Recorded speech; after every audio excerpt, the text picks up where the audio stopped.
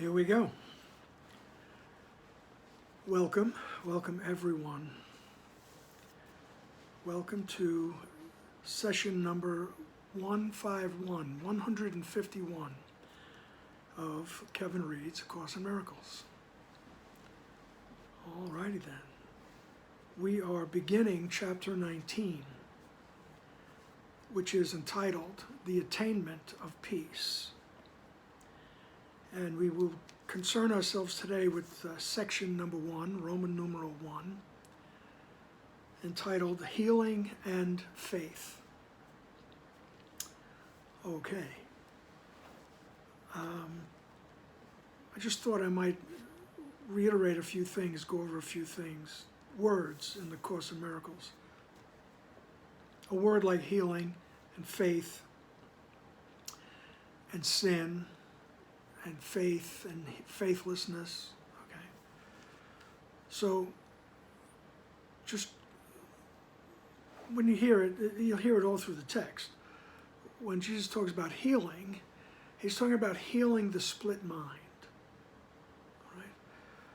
That famous, beautiful line that says, "Into eternity where all is one, there rose a tiny mad idea at which the Son of God remembered not to laugh." All right? So that tiny mad idea, that thought of, oh, I could be separate. I could be an individual. Right? That split the mind. And the Son of God forgot to laugh at that. And in his forgetting, he took it seriously. He thought he could do it, so he aligned himself with the ego thought system, which is the word the Course uses, sin, the belief in separation. Okay, so these are all things that we should bring to the Holy Spirit to be undone. All right, they are mistakes that have to be undone. They're not punishable offenses. Okay, so the healing is the healing of the split mind. When the mind becomes whole, okay, the sin is the thought of separation.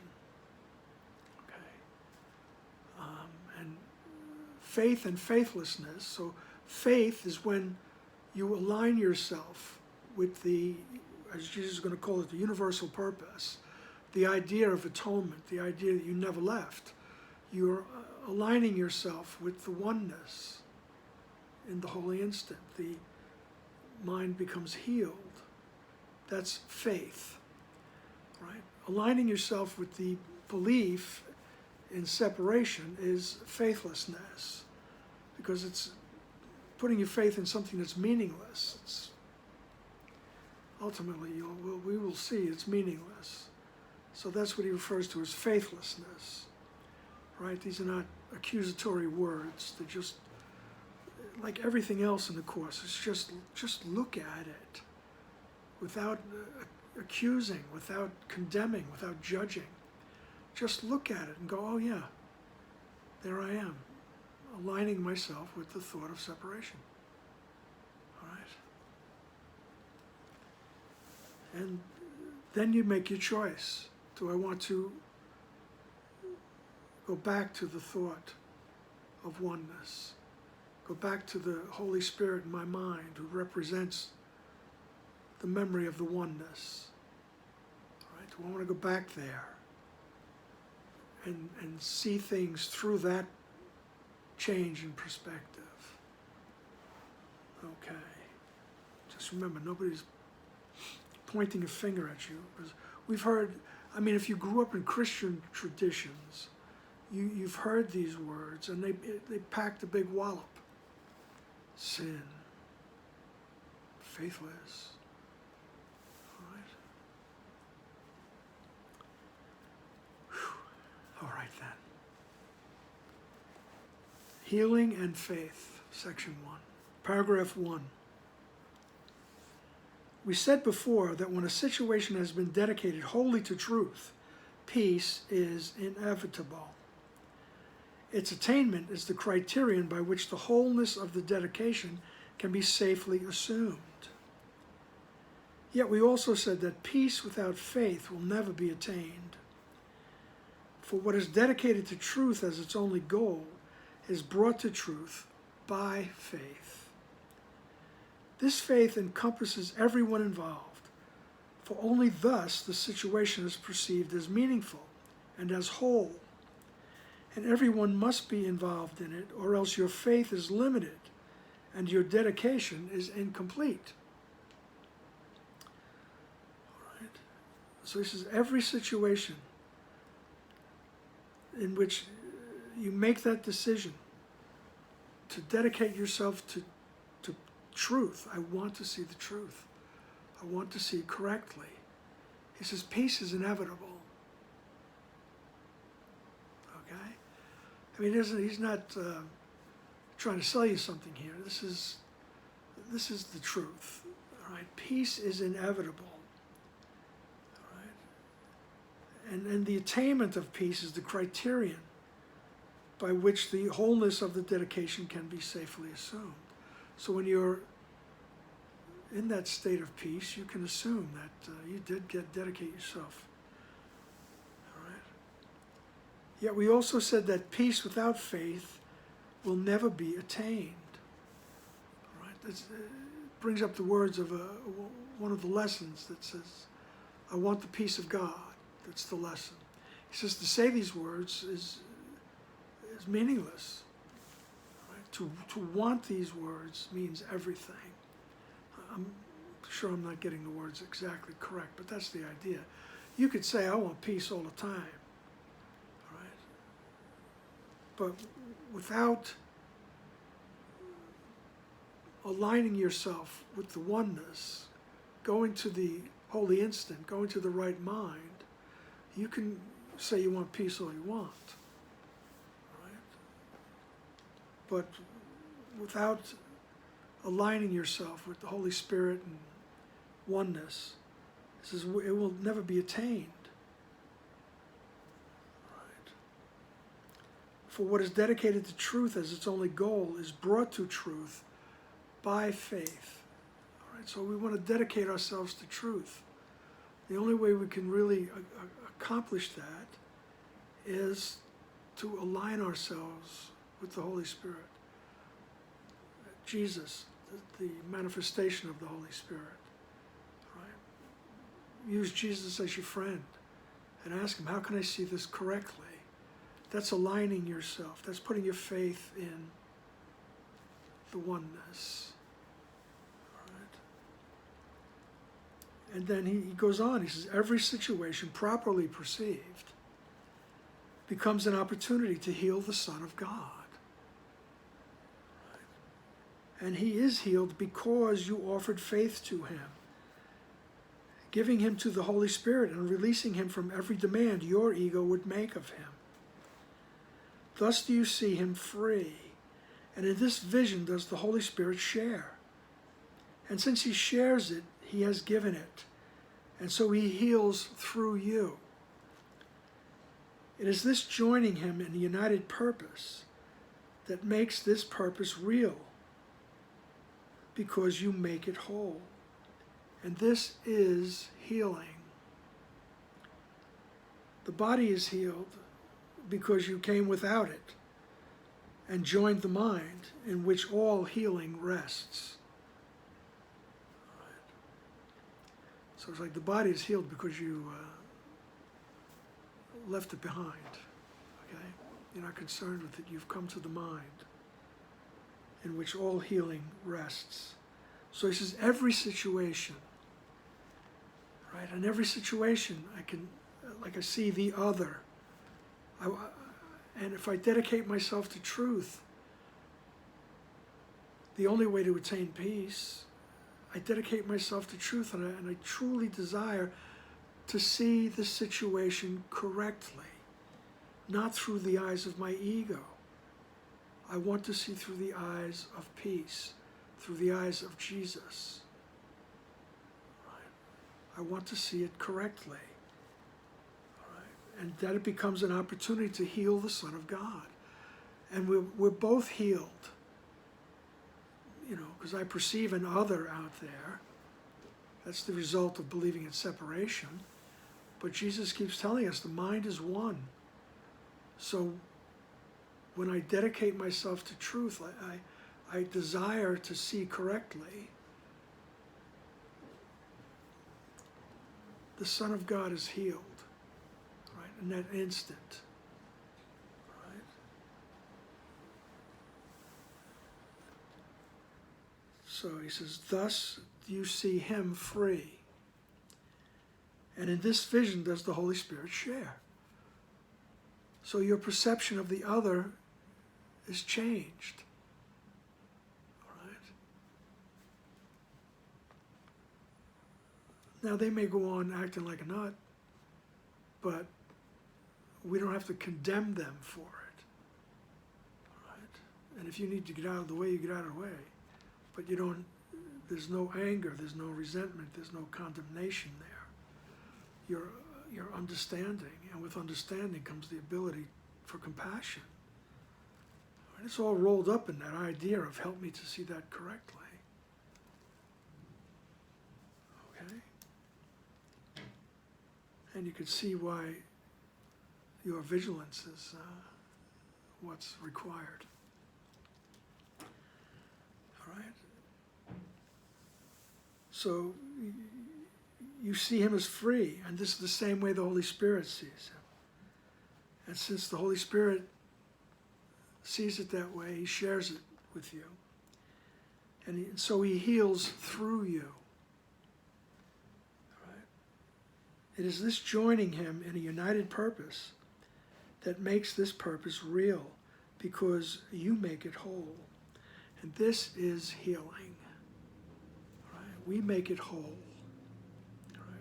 We unite with the Holy Spirit in the united purpose, which is for the mind to see that it never left it never left the mind of God.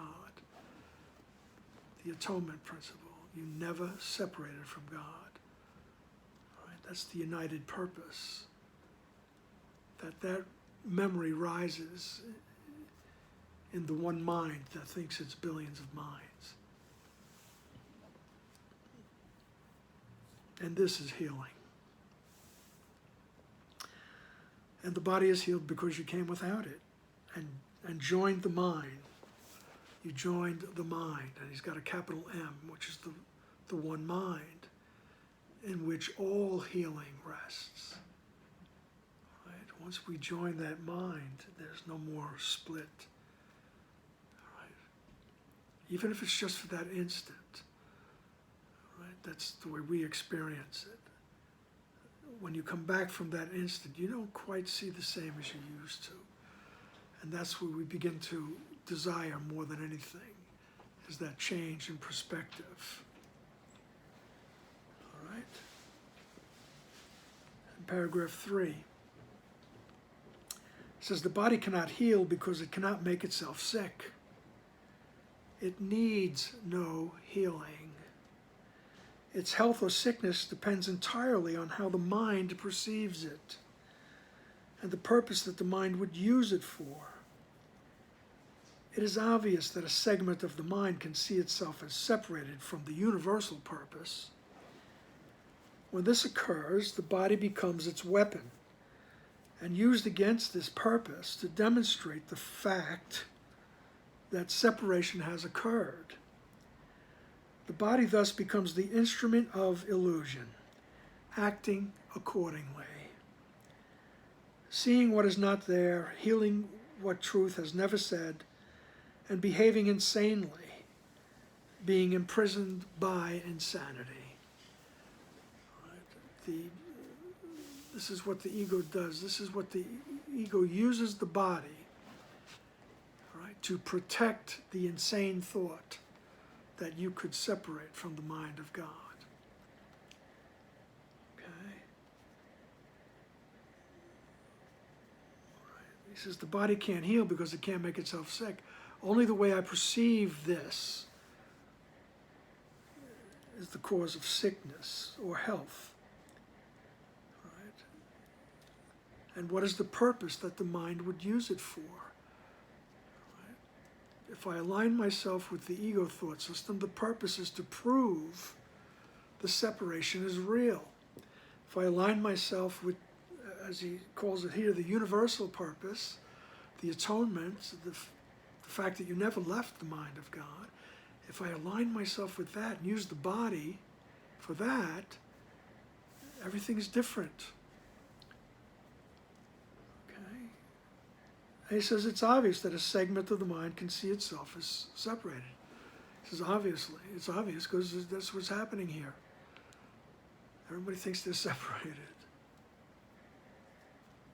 Right? When this occurs, the body becomes its weapon.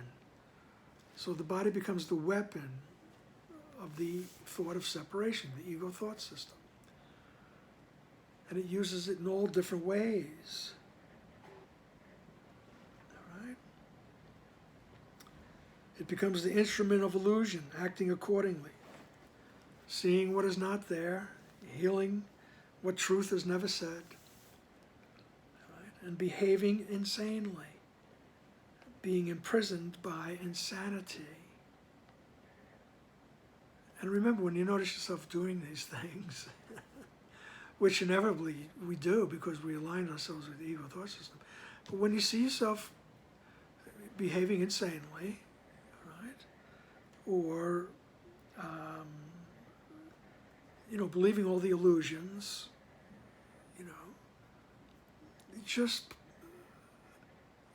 as Pema Chodron would say, it's like you point at it, and you go, oh, ego. All right? Pema Chodron would talk about her friend who would go, oh, thinking. Right? And let it stop there. Don't condemn yourself.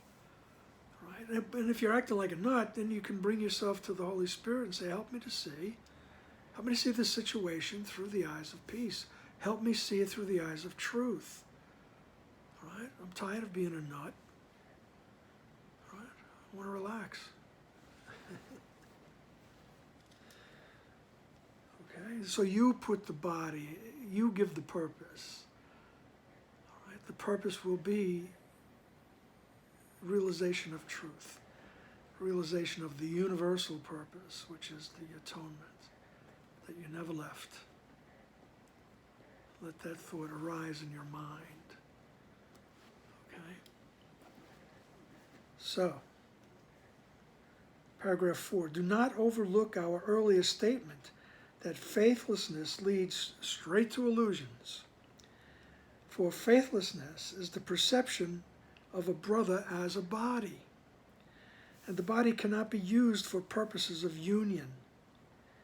If then you see your brother as a body, you have established a condition in which uniting with him becomes impossible. Your faithlessness to him has separated you from him and kept you both apart from being healed. Your faithlessness has thus opposed the Holy Spirit's purpose and brought illusions centered on the body to stand between you. And the body will seem to be sick, for you have made of it an enemy of healing and the opposite of truth. All right? So he says, don't forget it. Don't overlook the idea of faithlessness. Right? And once again, that faithlessness is aligning ourselves with the thought of separation. He says that leads straight to illusions. Right? And one of the illusions is that we perceive the other as a body. Right? And the body cannot be used for purposes of union. Right? No matter how you try. Right? There's so many different ways. And if you see a brother, if you see the other as a body, you've established a condition in which uniting with him is impossible. All right? Because your faithlessness, you're aligning yourself with the belief in separation, has separated you from him and kept you both apart from being healed. All right? And the body will seem sick, for you've made of it an enemy of healing, the opposite of truth. Right?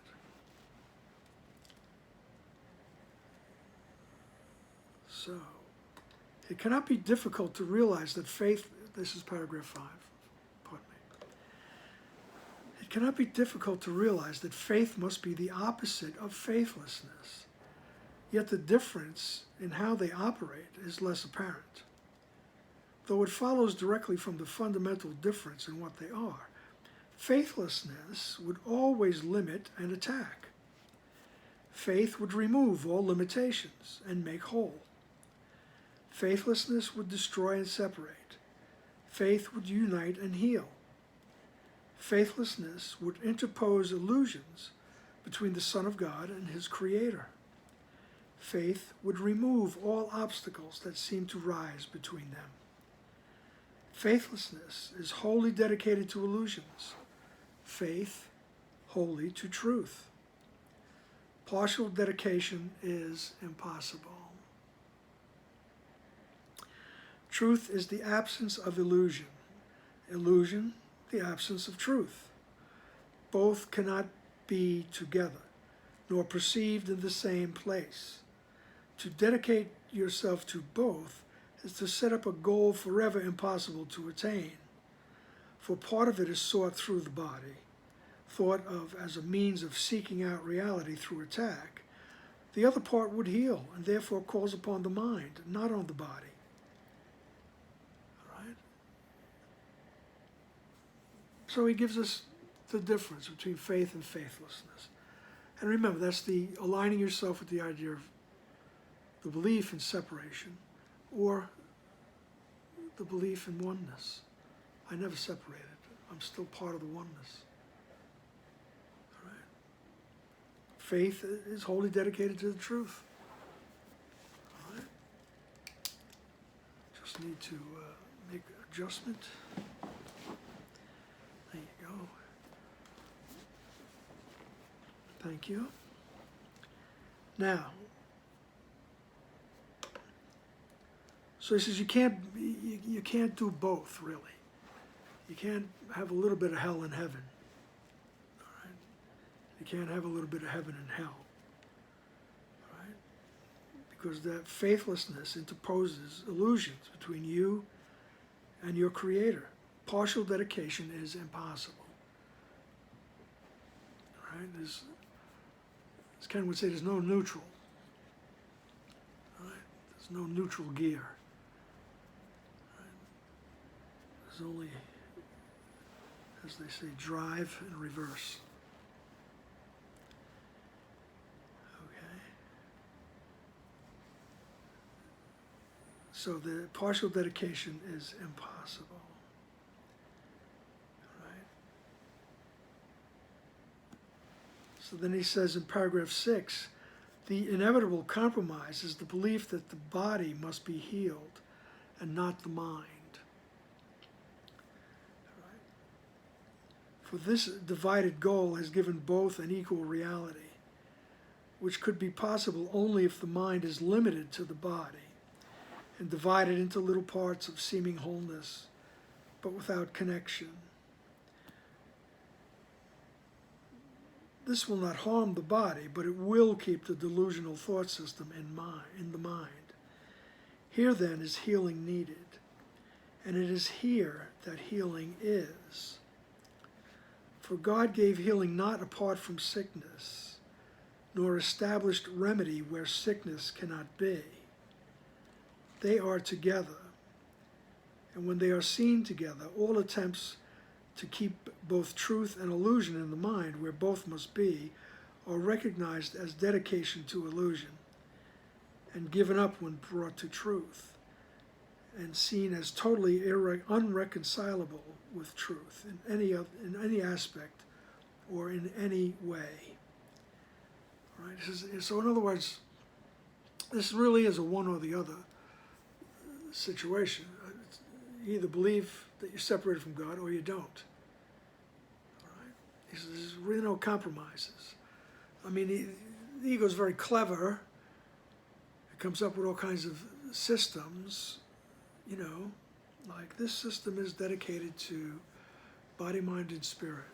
Okay, I'm not denigrating that. I'm just saying that basically it's still part of the ego thought system. It's still part of the illusion. Okay?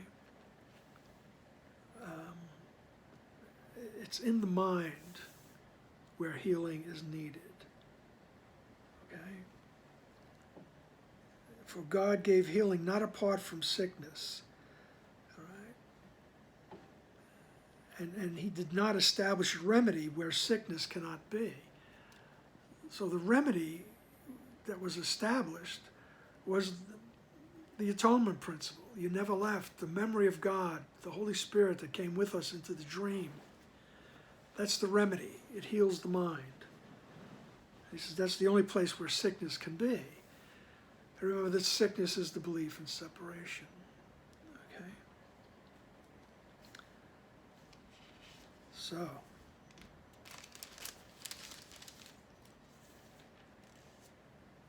paragraph 7. Truth and illusion have no connection. This will remain forever true, however much you seek to connect them. But illusions are always connected, as is truth. Each is united, a complete thought system, but totally disconnected to each other. And to perceive this is to recognize where separation is and where it must be healed. The result of an idea is never separate from its source. The idea of separation produced the body and remains connected to it, making it sick because of the mind's identification with it. You think you are protecting the body by hiding this connection. For this concealment seems to keep your identification safe from the attack of truth. He says, ideas do not leave their source. The idea of separation produced the body, and that idea of separation is in the mind. Right? So we had the idea that I achieved the separation, and all of a sudden I became afraid of the consequences, and the mind became a scary place to hang out because God was going to get me. So I projected into this cosmos, this universe. Right? We don't see the stars at night like a lot of people do, live in places where there's not the ambient light of the cities and whatnot. But you just look up at the sky and see the total amount of stars is unbelievable. We project it out into the mind, and that's all part of the illusion, so we could get lost. So we figured God couldn't find us. All these little bits here. All right? The idea of separation produced the body, and the idea of separation remains connected to it. Making it sick because of the mind's identification with it. Right? And he says, you think you're protecting the body by hiding this connection. Right? We dissociate from that thought that the mind created everything, or as Gloria Wapnick would say, miscreated everything. And he says, you think you're protecting your body by hiding the thought that, oh yes, the mind, the thought of separation created this. Right? He says, for this concealment seems to keep your identification safe. Safe from what? From the, in quotation marks, attack of truth. Right? The body we feel being attacked when we're told you're actually part of the oneness. You are an idea in the mind of God. Right? even to the most fervent of students, it becomes a threatening thought at times to become abstract. That means that the body's it's just not there. So we keep the body safe from the attack of truth, okay? By denying the power of the mind, right? The ego doesn't want you to even know you have a mind. It wants to keep you mindless, right? So there's all kinds of distractions, right? And I think, well, let's just say most of them involve the body, all these distractions, all right? And this is, remember, this is not to condemn yourself. It's not to say, oh, you know, you're really a terrible person for believing that nonsense, and, you know, don't treat yourself to any comfort or pleasure or anything. It's not that, all right? Just notice what you're doing. And just notice. When you think that this thing is going to give me comfort and I want to get it every day, you know, that's the addictive personality, but it's in everybody, really. If we like it, we want more. But it becomes a special relationship where my peace, my comfort, my pleasure, my security depends on something outside of my mind, which is, for all intents and purposes, making me mindless. Right? I'm forgetting that my contentment comes from a choice in my mind to remember that I never left the oneness. Right? I never left that peace from which contentment springs. All right. So, paragraph 8. If you but understood how much this strange concealment has hurt your mind, and how confused your own identification has become because of it, you do not see how great the devastation wrought by your faithlessness. For faithlessness is an attack that seems to be justified by its results. For by withholding faith, you see what is unworthy of it, and cannot look beyond the barrier to what is joined with you. Okay? He says, if you only understood how much this strange concealment has hurt your mind. What we've concealed is that the mind has made up the body. Right? The thought of separation has resulted in the body. Right? And we repress that. We dissociate from it, right? And the practice of the Course is to bring that back up into our awareness, right? Which, you know, Dr. Wapnick always said that the Course owes a lot to the work of Sigmund Freud.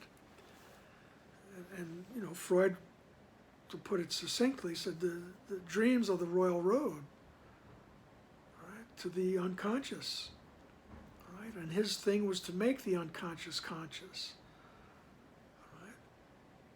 And Jesus taking it, you know, many, many steps further, saying that the whole thing is a dream, right? And it is the royal road to what's underneath, to what's been repressed, which is the memory of God,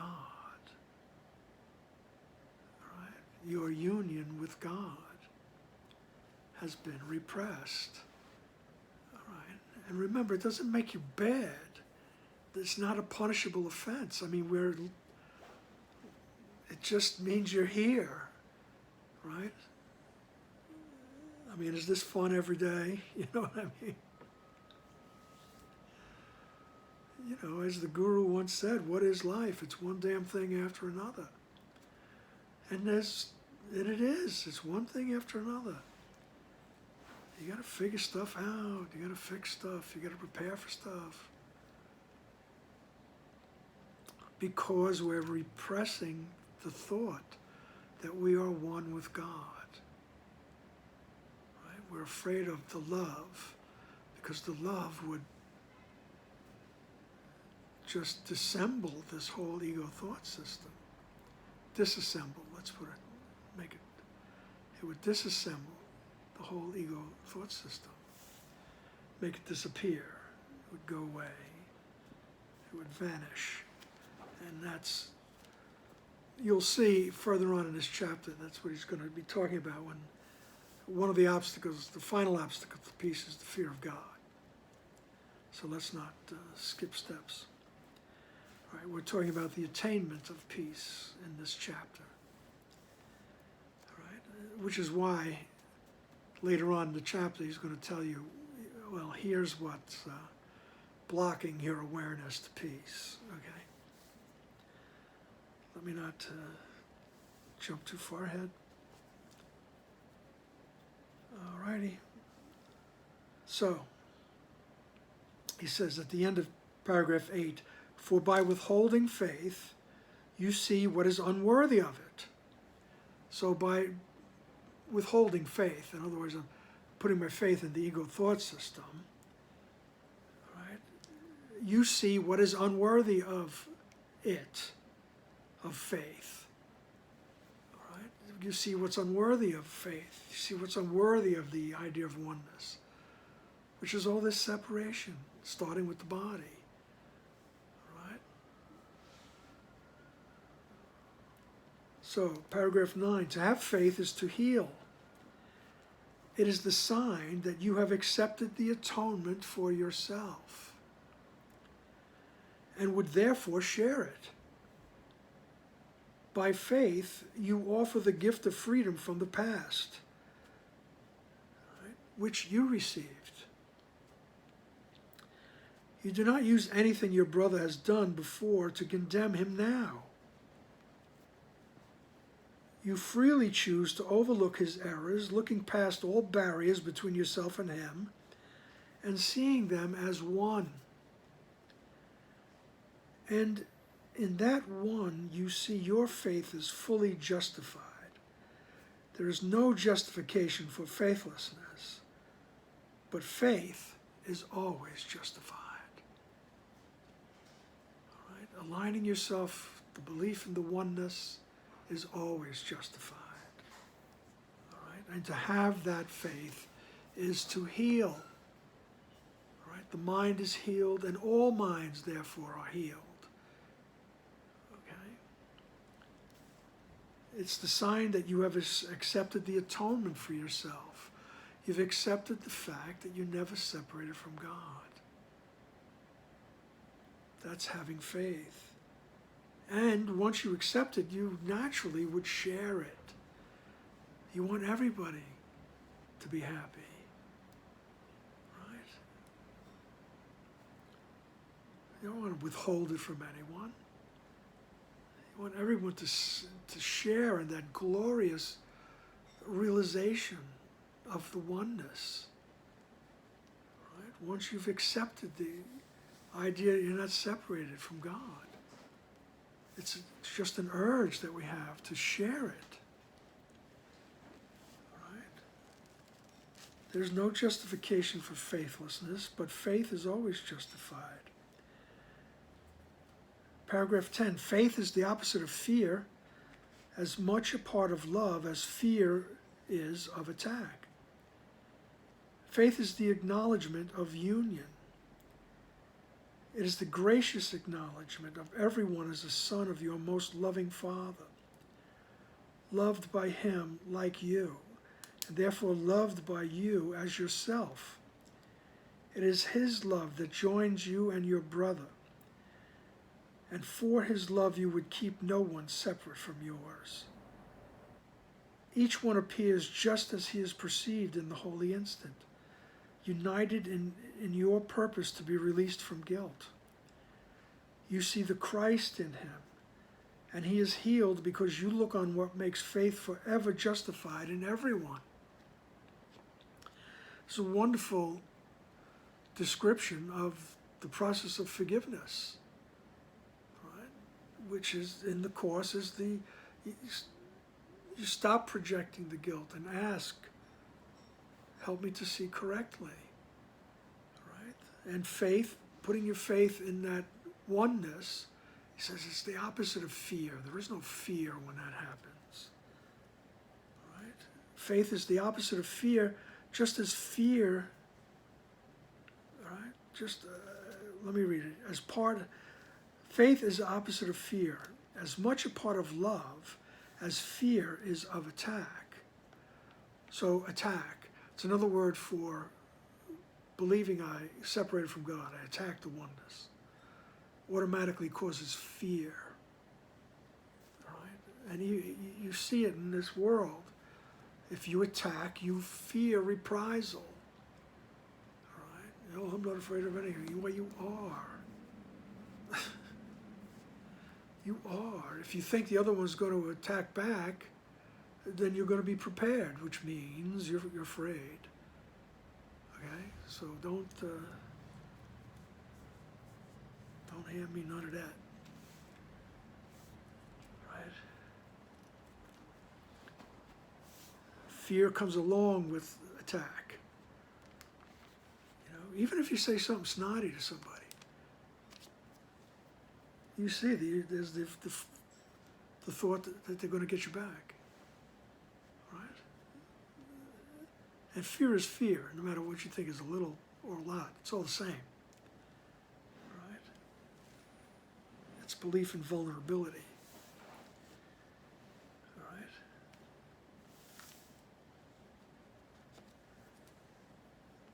So faith is the acknowledgement of union. So I want to get back to this idea that this is the description of forgiveness here. It is the gracious acknowledgement of everyone as a son of your most loving Father. Right? That's what faith produces. That's what going to the right mind and asking, help me to see correctly. It produces that gracious acknowledgement. Right? Grace is an aspect of God. Right? It's just it's a state of mind. It's just an aspect of being in the oneness. Right? And you realize that it's an acknowledgement that everyone is a son of your most loving Father, loved by him like you, and therefore loved by you as yourself. Right? A realization of the oneness. It is his love that joins you and your brother. And for his love you would keep no one separate from yours. Right? Each one appears just as he is perceived in the holy instant. Right? Each one appears just as I ask, help me to see correctly in the holy instant. United in your purpose to be released from guilt. You see the Christ in him, right? And he is healed because you look on what makes faith forever justified in everyone. Right? You see the Christ in him, right? And faith is justified in everyone. Right? Paragraph 11. Faith is the gift of God through him whom God has given you. Faithlessness looks upon the Son of God and judges him unworthy of forgiveness. But through the eyes of faith, the Son of God is seen already forgiven, free of all the guilt he laid upon himself. Faith sees him only now, because it looks not to the past to judge him, but would see in him only what it would see in you. It sees not through the body's eyes, nor looks to bodies for its justification. It is the messenger of the new perception, sent forth to gather witnesses unto its coming, and to return their messages to you. Faith is the gift of God. Through him whom God has given you, through the Holy Spirit, through Jesus. Right? We align ourselves with the oneness. Right? And we see everybody through the eyes of forgiveness, right? Through the eyes of faith. Everyone is seen as already forgiven, right? And this is a process. Jesus will always remind us this is a process, right? Until we do reach that state where we see everything and everyone through the eyes of faith. Everyone is forgiven. No one is separate. You're not separate from me. You're not separate from God. All right? Faith sees the other only as he is now. Faith sees you only as you are now, united with your Creator. Because it looks not to the past to judge him. Right? It sees not through the body's eyes, nor looks to bodies for its justification. Right? So it's not looking through the body's eyes. It's got nothing to do with the body. It is the messenger of the new perception. Right? This is the messenger of the new perception, where one day you will realize that you are not separated from God, and your perception will be different. Everything will be different. All right? All right. So it is the messenger of the new perception, and it sends forth, all right, to gather witnesses unto its coming. All right. So this messenger wants to see everyone as forgiven. All right? It wants to report the oneness to you. All right? Because later on we're going to see a very vivid and poetic image where Jesus says the ego sends forth the hungry hounds of hate, right, to bring back every scrap. All right? And here he's saying this is the messenger of the new perception. To gather witnesses unto its coming and to return their messages to you. Paragraph 12. Faith is as easily exchanged for knowledge as is the real world. For faith arises from the Holy Spirit's perception, and in this sign you share, and is the sign you share with him. Faith is a gift you offer to the Son of God through him, and wholly acceptable to his Father as to him, and therefore offered to you. Your holy relationship, with its new purpose, offers you faith to give unto your brother.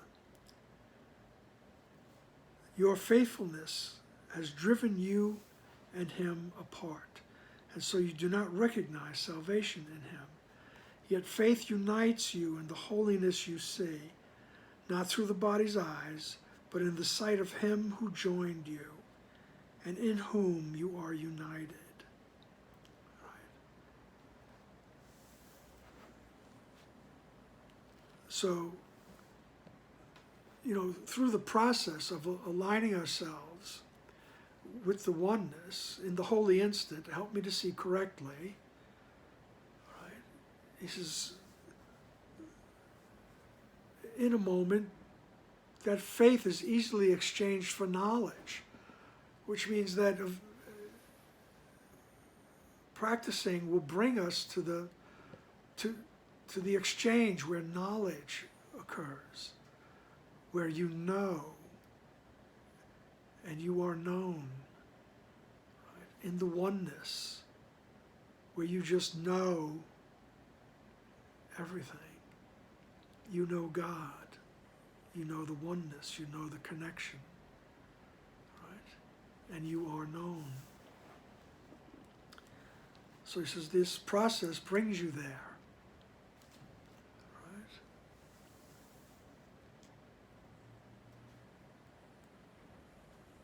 So, sometimes I get the message gets bogged down in the wonderful poetry of the words and everything. All right? But once you start to read the poetry and all that, it just comes over you, you know, what's being said. All righty then. This is what Ken once said. This, you know, I mean, I like to read this, obviously, and I hope it's beneficial. I know it's beneficial to me. But Ken always says there's no need to dissect everything. He says you wouldn't take a Beethoven symphony or a quartet and dissect every note as it's being played, you know. He says just let it wash over you. All right? Because what we're trying to connect with is the source. We're trying to connect with the source of these words. Which was Helen connecting with Jesus in the right mind, in the holy instant. Okay, that being said. Paragraph 13. Grace is not given to a body, but to a mind. And the mind that receives it looks instantly upon the body and sees the holy place where it was healed. There is the altar where the grace was given, in which it stands. Do you then offer grace and blessing to your brother, for you stand at the same altar where grace was laid for both of you? And be you healed by grace together, that you may heal through faith. Remember, that idea of grace is that aspect of God. Right? You can picture it any way you want, like just the warmth of the sun, right? You know, the feeling that comes over you when you got a little chill and you put on a little sweater or a blanket or something. You feel that security. You know, grace is all those things, of course. And it's not given to a body, it comes into the mind. It's a thought, it's an abstract aspect of God. And then he says the mind that receives it looks instantly beyond the body. I might have used a different word, I skipped it. But it's beyond, you look beyond the body and sees the holy place where it was healed. The mind. There is the altar where the grace was given. Right? The altar is always the mind. And where it stands.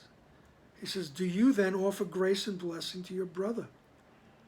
Right? Because you both stand there. You're both in the mind. And be you healed by grace together, that you may heal through faith. Paragraph 14, in the holy instant, you and your brother stand before the altar God has raised unto himself, and both of you.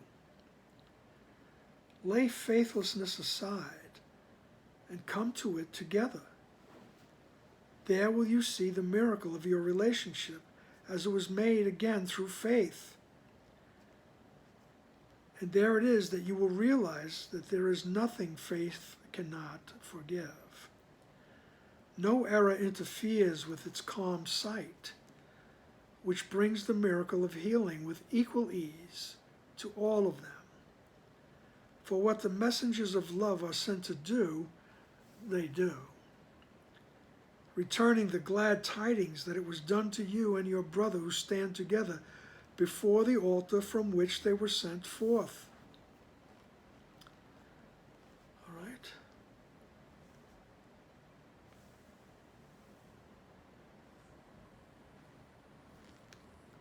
And this doesn't mean that the form of the other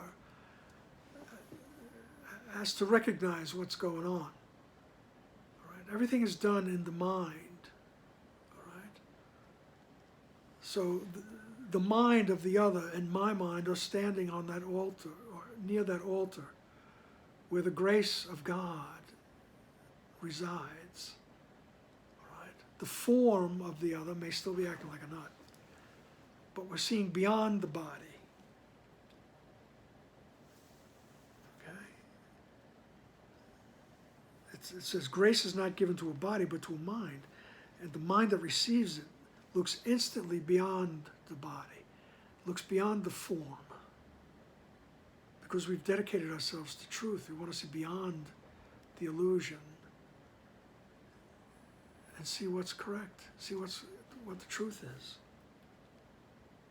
And you see that holy place where it was healed. We become aware of only the mind.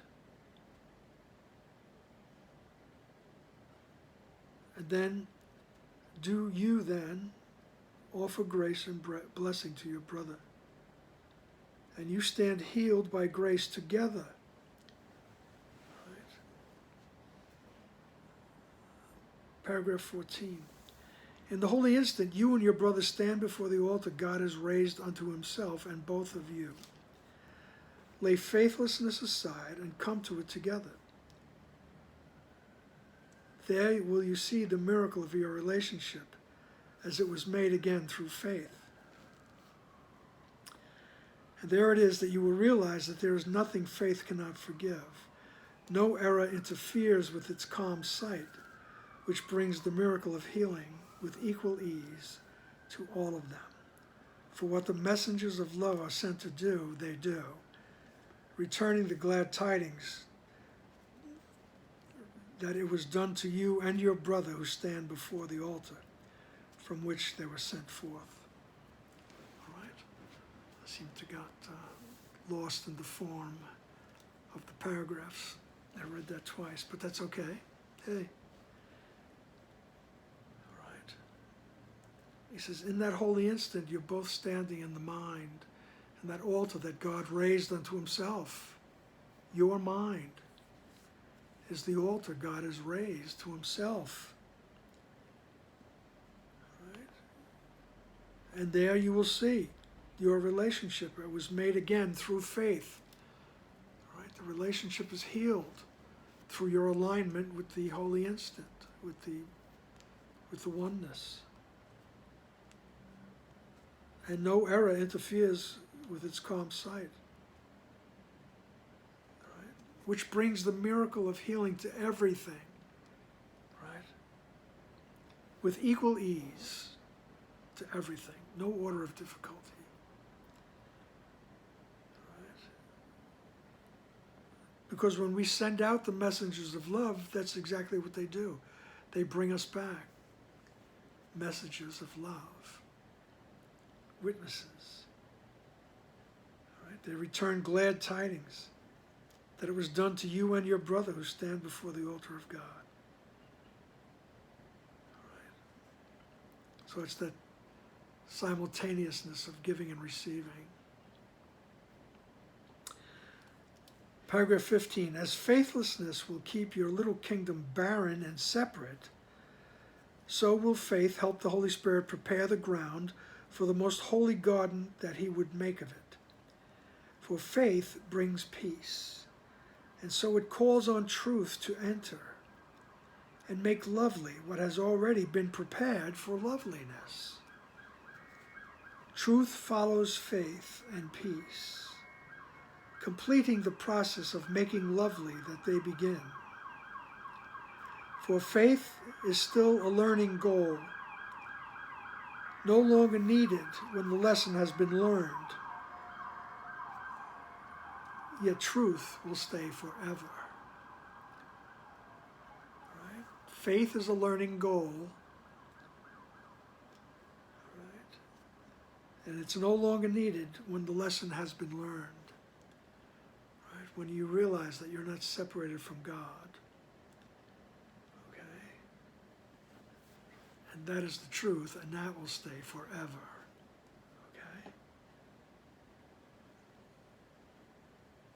So, paragraph 16, he says, so let then your dedication be to the eternal, and learn how not to interfere with it, and make it a slave to time.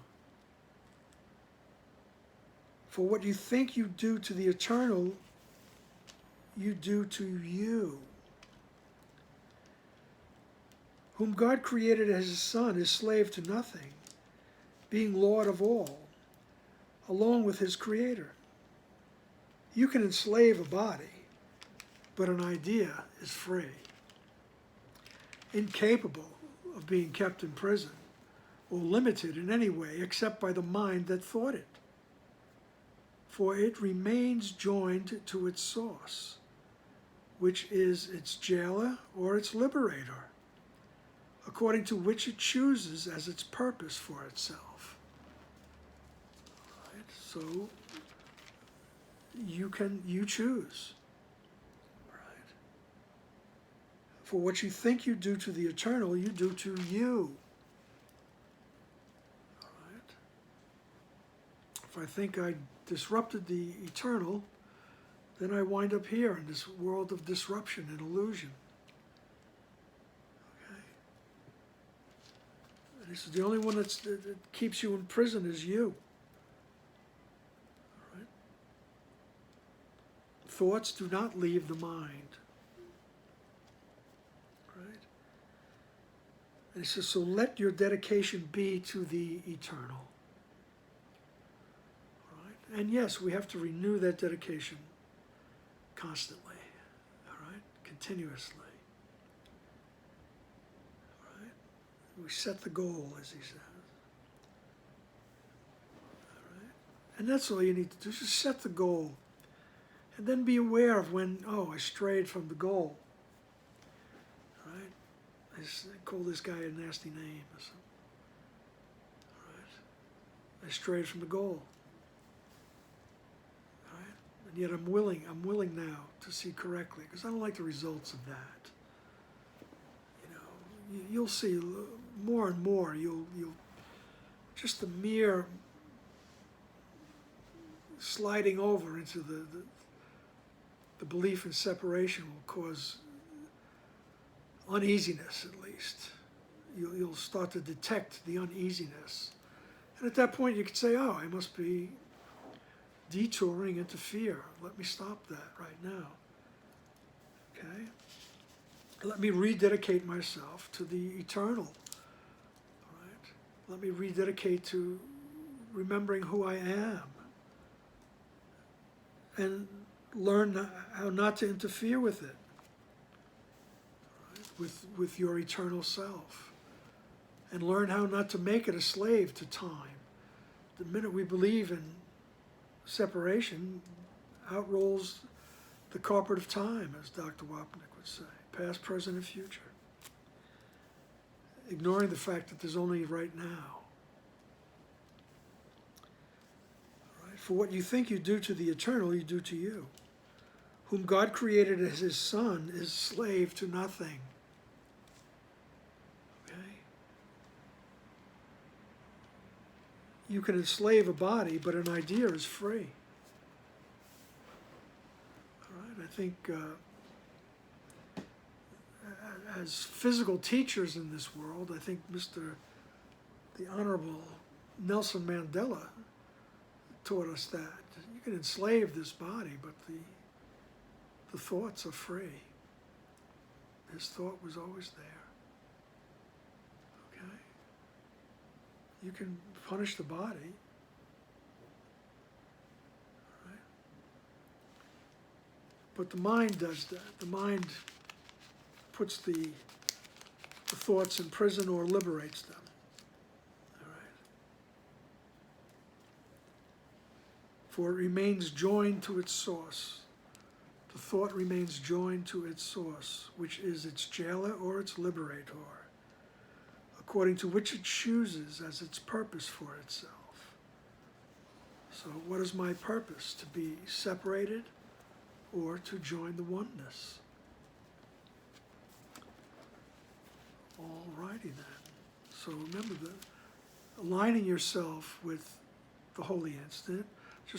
I constantly say it by, being truly desirous of a correct way of perceiving. That's having faith, right? And in that moment, that mind is healed. Right? We may run back to the ego. It always seems like we're fluctuating, but then we come back and we experience the healing again, until that's the only thing we really want. Right? And then everything is translated into, you go into the real world and then into knowledge. All right? So, we will bring this section to an end. And I thank you for being here. All right? Thank you for affording me the opportunity to read the course. And we will meet again in the next session. Okay. See ya.